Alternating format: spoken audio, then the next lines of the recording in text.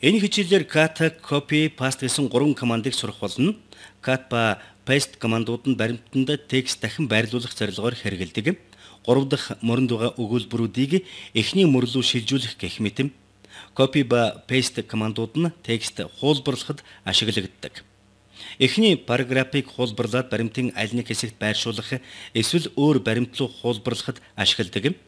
Хэрвээ дахин байршуулах их хэмжээний текст байгаа бол клипбордыг ашиглаж болно. Гэхдээ энэ талаар дараа заах болно. Хуулбарлаж зөөх текстээ эхлээд идэвхжүүлэх хэрэгтэй. Энд эхний параграф байна. Энд 3 дугаар параграф байна. Харин энд 2 дахь параграф байна. 2 дахь параграфыг 3 дугаар параграфын өмнө байрлуулъя.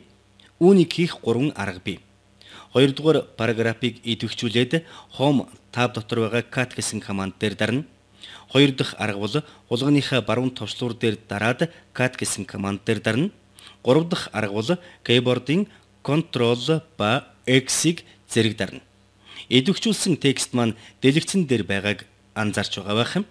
Саяны идэвхжүүлсэн текст Windows-ийн Clipboard системд хадгалагчсан байгаа юм. Cut команд өгчгөөд өөр нэг текстийг дахиад cut хийвэл өмнөх текстээр чихтэй алга болдог учраас cut команд өгч идэвхжүүлсэн хэсгээ хурдан байршуулах хэрэгтэй. Текстийг байрлуулах газраа заагаараа байрлуулна. Текстийг байрлуулахын тулд paste гэсэн команд өгөх хэрэгтэй. Үүнийг хийх 3 арга бий. Эхнийх нь бол үндсэн цэсэн дээр байгаа paste гэсэн товчлуурыг дарна. Дараагийн арга бол байрлуулах газраа заагаараа байрлуулад хулганы баруун товчон дээр дараад paste options дотроо сонголтоо хийх боломжтой. Эхний сонголт бол зөвхөн текстийг хуулах юм. 2 дахь сонголт бол тухайн форматтай нь хуулах юм. 3 дахь сонголт бол баримт дээр байгаа форматаас сонгож хуулах команд юм.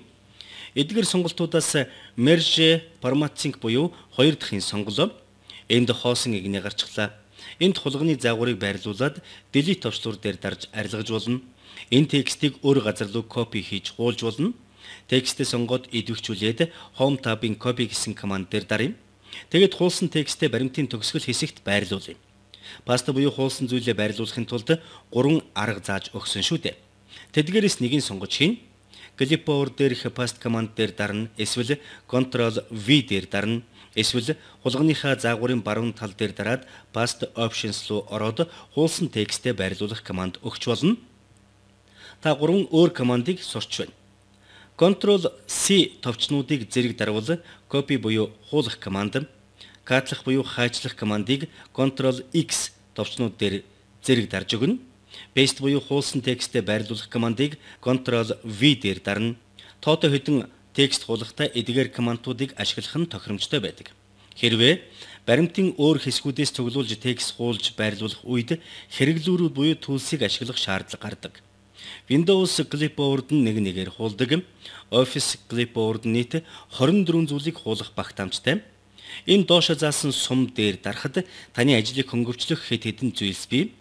Энэ Clipboard самбар дээр миний хамгийн сүүлд cut эсвэл copy гэж хуулсан текст гарч ирж байна. Clear all дээр даръя.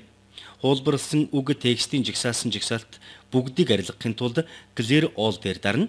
Одоо энэ баримт доторх текстүүдийн байршлыг солилцгоё.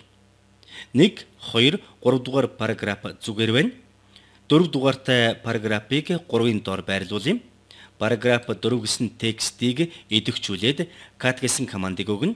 Команд өгмөц Office Clipboard-ын жигсаалтанд орчихсон байгааг та цонхны зүүн талаас олж харж байгаа байна. Параграф 6-аар идэвхжүүлээд cut команд өглөө. Clipboard-ын самбар дээр нэмэгдэж гарч ирсэн байна. Ингээд параграфуудыг сонгож идэвхжүүлээд cut командыг өгч байна. Бүгдийг нь cut хийх шаардлагагүй. Өөр аргаар байршлыг нь сольж болно. Copy-дж хуулсан параграфуудаа устгахчих. Тэгэхгүй бол бодилж мэднэ. Баримт доторх аливаа хэсэгт текстийг чирч идэвхжүүлж байршлыг нь солих боломжтой. Жишээлбэл одоо би 7 дахь параграфыг сонгоод параграф 8-ын дээр байрлуулах болно.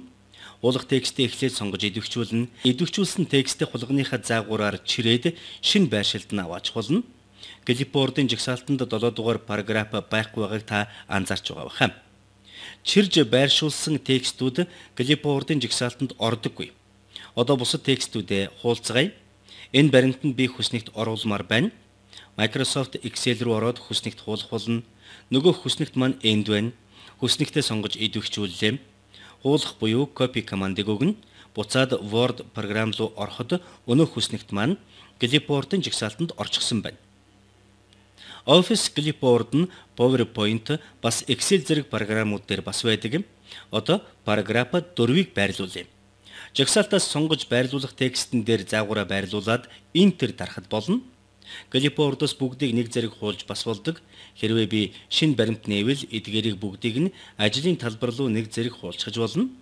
Clipboard доторх Paste All дээр дарахад бүгд хуулагдах болно. Өмнөх баримтан дээр хуулсан дэс дараалалаар пастлэгдсэн байгааг та анзаарч байгаа үсэ. Office Clipboard-ыг ашиглан хүссэн текстээ жагсаалтанд цуглуулж угаад хуулах боломжтой. Тэдгээр текстүүдээ хүссэн дараалалаараа хуулж байрлуулах боломжтой. Хэрвээ шинэ баримт эхлүүлж эсвэл хуулах жагсаалтанд хадгалж байсан текстүүдээ бүгдийг нь арилгахыг хүсвэл Clipboard дотор байгаа Clear All дээр дараарай. Хэрвээ Word эсвэл Excel-ийн Clipboard доторх жагсаалтаа устгахгүйгээр хаавал хуулах жагсаалтаас ганцхан зүйлээс бусад бүх текстүүд устсан байх болно.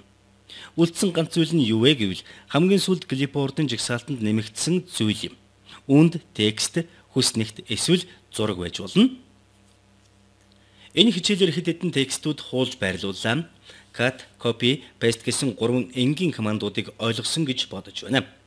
Хүснэгт зураг болон бусад график зөөж хуулах байршуулахдаа cut, copy, paste гэсэн ижилхэн командуудыг өгдөг гэдгийг хэлмээр байна. Хэрвээ баримт доторх их хэмжээний текстүүдийн байршлыг дахин өөрчлөх эсвэл олон тооны текстүүд хэсэг газар хуулбарлах бол Office Clipboard-ыг ашиглах нь илүү тохиромжтой юм а.